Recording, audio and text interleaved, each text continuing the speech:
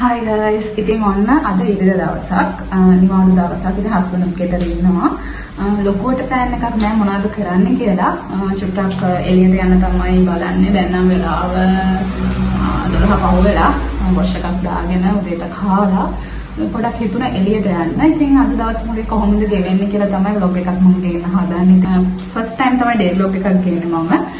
අනිත් ට්‍රාවලින් vlog නේ ඔක්කොම ගෙනාවා. ඉතින් බලමු අද දවස් කොහොමද ගෙවෙන්නේ කියලා. ඉතින් දැන් ලෑස්ති වෙන්න ඕනේ. ලෑස්ති වෙලා එළියට යමු.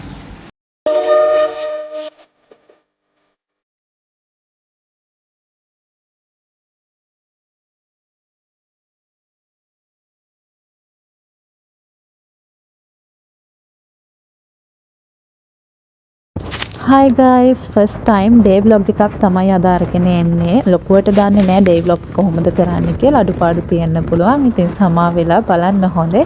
චුට්ටන දේවල් ඉගෙන ගන්න ඕනේ නේද? ඉරිදා දවසක් මායි හස්බන්ඩ් ඉතින් ගෙදර ඉන්න කම්මැලි කමට බයික් එකත් අරගෙන පාර පැත්තට ආවා. ලොකුවට කොහෙද යන්න කියලා ප්ලෑන් එකක් නැහැ.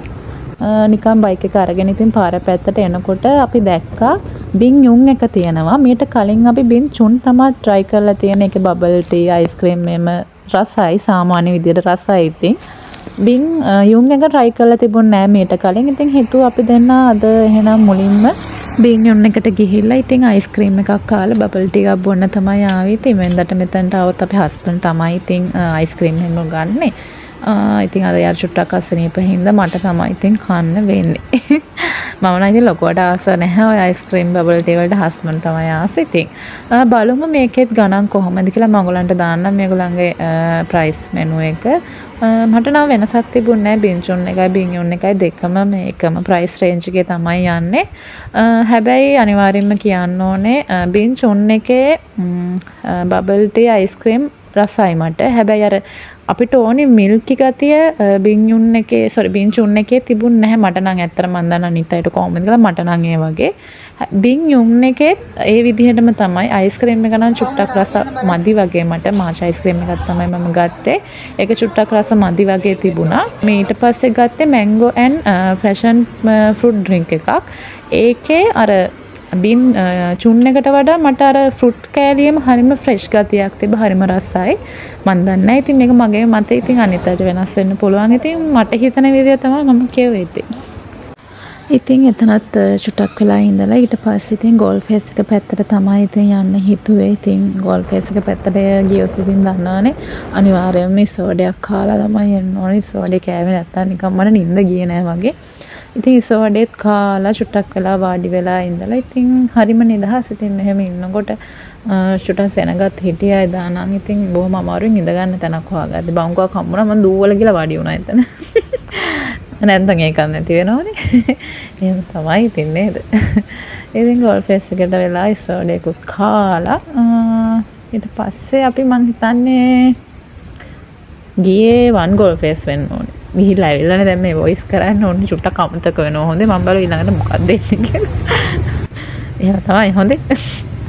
ඉතින් OGF එකට ආපු ගමන්ම අපේ හස්බන්ඩ් මුලින්ම මේ ග්‍රීම් එක තමයි try කරේ. ඉතින් අපි 500ක් දාලා coins 5ක් ගත්තා. මේකට කියන නම නම් මට හරියටම මතක නැහැ. මම වීඩියෝ එකේ පහලින් දාන්නම්.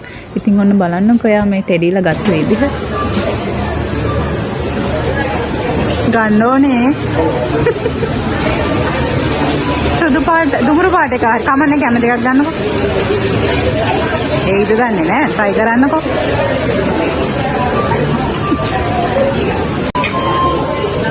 ඔන්න ඊළඟ එක.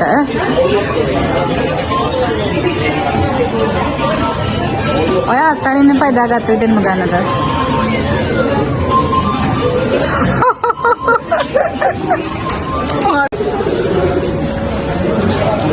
මේක දෙවෙනි එක නේ මේ සයින් එක. දෙවෙනි එක. මෙහෙ නෙමෙයි අපි කලින් ආරගම් සෙල්ලම් කරලා එතකොට ගත්තා. රතු පාට ටෙලියෙක් දැන් මෙයා chance.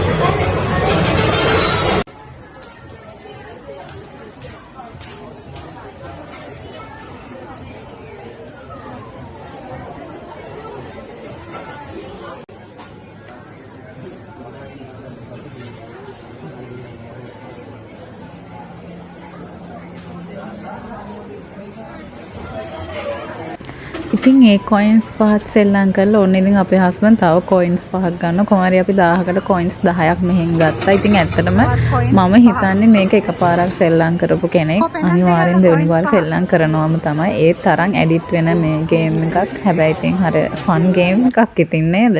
අනික මේ අපිට ටෙලියක් ලැබෙනවත් එක්කනේ chance එක හම්බුනොත් නේද? මට ඉතින් කොයින්ස් 10ක් අරගෙන ඉතින් අපිට එක ටෙලියක් හම්බුණා. ඉතින් අවුලක් නැහැ සතුටුයි ඉතින් ඇත්තටම.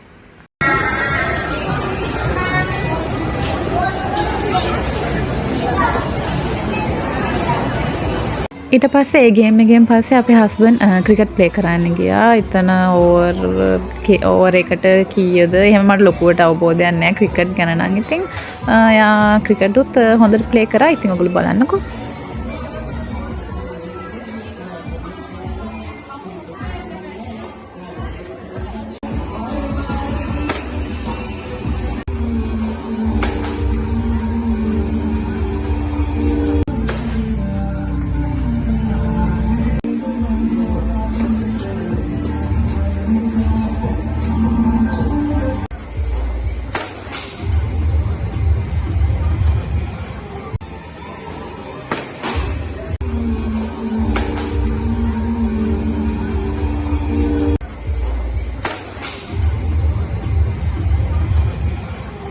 ක්‍රිකට් ප්ලේ කරලා ඉවර වෙලා ඊට පස්සේ අපේ හස්බන්ඩ් තවත් ගේම්ස් වගේක් ප්ලේ කරා. ඉතින් ඒ ඔක්කොම ඉවර වෙලා ගොඩාක් හවස් වෙනකන් ඉන්න බැරි හින්දා ඉතින් අපි දෙන්න ගෙදර යන්න හිතුවා.